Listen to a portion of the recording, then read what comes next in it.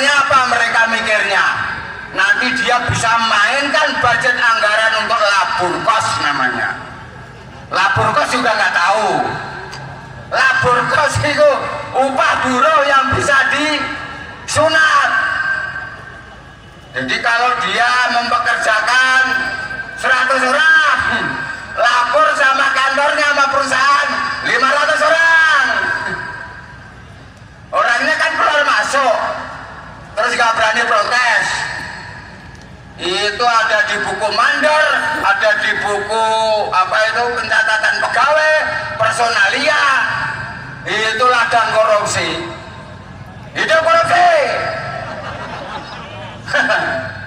Begitu juga yang outsourcing, yang punya perusahaan outsourcing, cuma di BUMN itu ya, itu pasti saudaranya petinggi di BUMN itu, atau saudaranya para menteri, atau saudaranya para dirjen.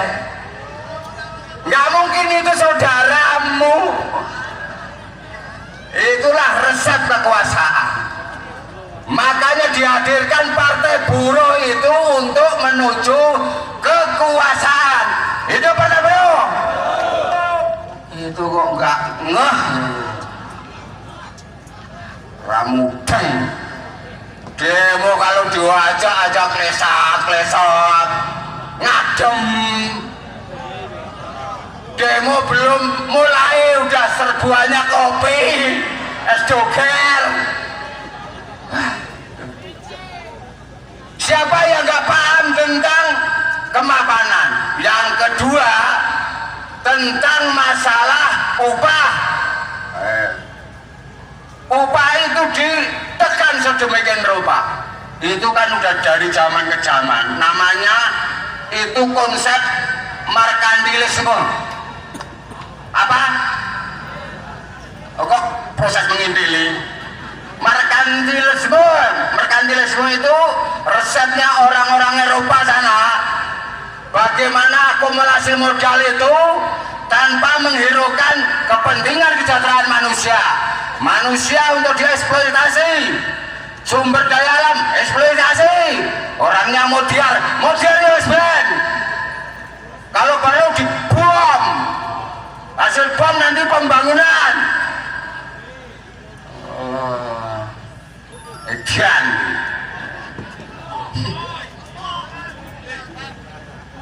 Merkantilisme sekarang ini dipraktekkan oleh negara.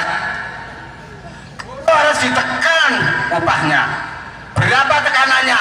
Sebanding lurus ke bawah nilai pertumbuhan. Edan kami. Ya paling enggak kan ya umpamanya cuma naik tangga ya, kalau inflasi 10% ya 10%, itu plus. Ini ketinggalan sama pertumbuhan harga-harga. Untung masih bisa beli bawang, beli cabai. Untung nggak beli karena nanam sendiri. Orang menengah ke bawah sekarang semakin miskin. Orang yang menengah ke atas semakin kaya. Tahu nggak resepnya? Orang menengah ke atas itu biasanya punya peluang korupsi. Saudara-saudara yang ada di menengah bawah itu punya peluang.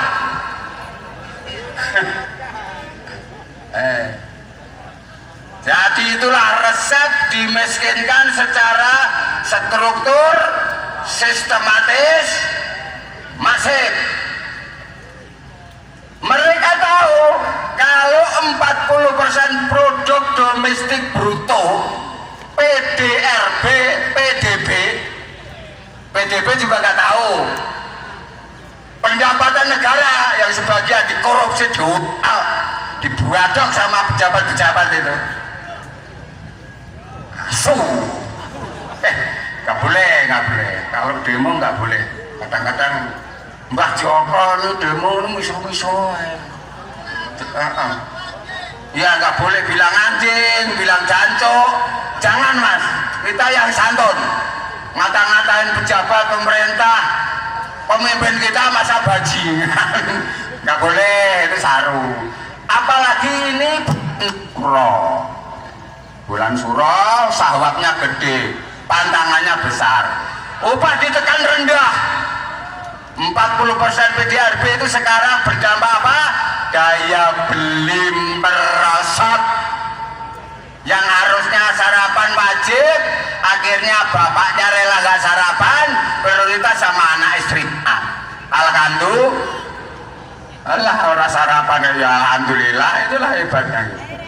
Bersyukur saya gak sarapan, anak saya sarapan, masih untung. Merosotnya seberapa? Banyak berita teman-teman media di sini banyak banget yang menulis merosotnya nilai ekonomi daya beli kata Menteri Keuangan adalah karena merosotnya daya beli masyarakat. Masyarakat itu 40% bergaji. 40% dari mana? 40% itu data populasi pekerja 135 juta penduduknya, hitung sendiri kalau sabar ngitung. Yang punya gaji tetap 58 juta, tanyain BPJS sana dan di sana. Yang tidak tetap berarti sisanya, termasuk yang kadang kerja kadang enggak, di outsourcing, besok dipecat lagi kayak gitu tuh. Nah itulah yang hilang penghasilannya. Yang selebihnya itu ya anak-anak, istrinya nggak kerja, orang tua lansia kayak saya ini. Jadi kalau penghasilannya dia merosot satu orang, kemudian di rumah ada satu orang istri, satu orang aja contohnya. Lalu kalau contohnya 5 orang istri itu gaya. Ada 2 orang anak, ada orang tua. Berapa akhirnya yang harus menanggung kesengsaraan itu? Gizi buruk. Daya beli itu dampaknya gizi buruk. Memang Lampung dikerakoti bergizi. Malah ada pejabat itu, nggak tahu wakil presiden atau presiden yang ngomong, ya kreatif lah, nanam-nanam apa kalau nggak beli. Nah kalau nanti nanam semua nggak ada yang beli, yang jual siapa? Dampak kemudian di samping keluarga-keluarga, pedagang cilok, es doger, kopi, tanya loh, verifikasi. Penghasilannya manurung ketemunya tambunan pasir, nggak ada orang jajan. Itu dampak salah satunya. Dan begitu juga perolehan PDRB menurun. Kemudian ada ide baru, ini PDB pendapatan negara menurun karena penghasilan menurun karena ditekannya upah. Gimana caranya untuk meningkatkan penghasilan PDB untuk menjawab APBN?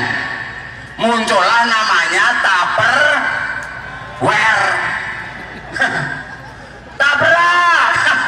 Udah gajimu disurat, ditekan, besok harus ngiur 2,5. Alhamdulillah matane. Iuran sekarang udah berapa? Coba. Iuran JAT, iuran pensiun, iuran serikat pekerja, iuran koperasi, bayar warung. Mudiar.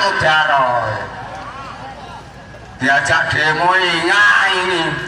Masyarakat semua ini yang di sini ada pegawai, ada polisi, ada tentara, ada intel, ada orang BUMN dan sebagainya, bukannya nggak paham, bukannya nggak ngerti, tapi etok. Well, nggak tahu ya etok ya. Pura-pura etok itu, pura-pura nggak tahu. Sebab apa? Yang penting selamat.